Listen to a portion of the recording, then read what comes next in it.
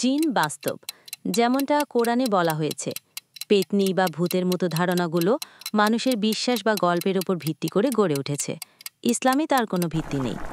ইসলাম এসব থেকে আল্লাহর কাছে আশ্রয় চাইতে বলে, যেমনটা সূরা ফালাক আর সূরা নাসে বলা হয়েছে। জিন, পেতনি আর ভূত এই তিনটি শব্দ ইসলামী বিশ্বাস, লোককাহিনী এবং সংস্কৃতিতে ব্যবহৃত হলেও তাদের মধ্যে মৌলিক পার্থক্য আছে।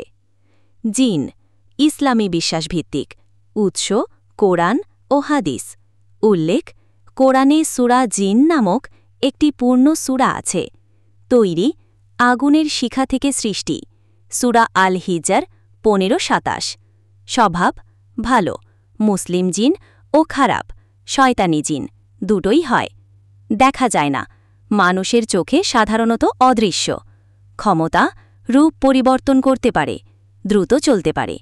দায়িত্ব মানুষের মতোই ইবাদত করতে তৈরি, তাদের পরীক্ষা হয়।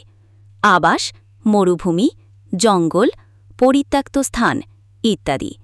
মোট কথা, জিন হল বাস্তব এক সৃষ্টি, যাদের অস্তিত্ব কোরআনে স্পষ্টভাবে প্রমাণিত।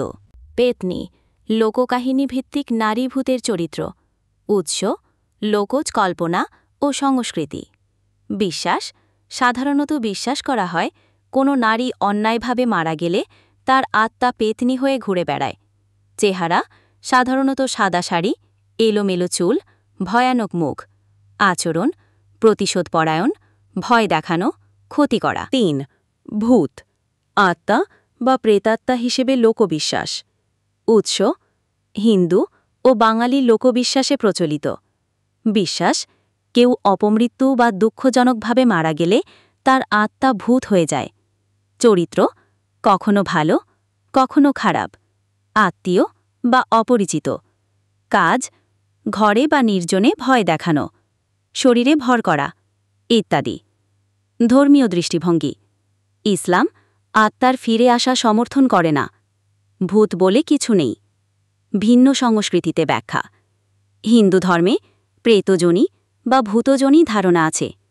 মোট কথা, ভূত হল কল্পিত আত্মা বা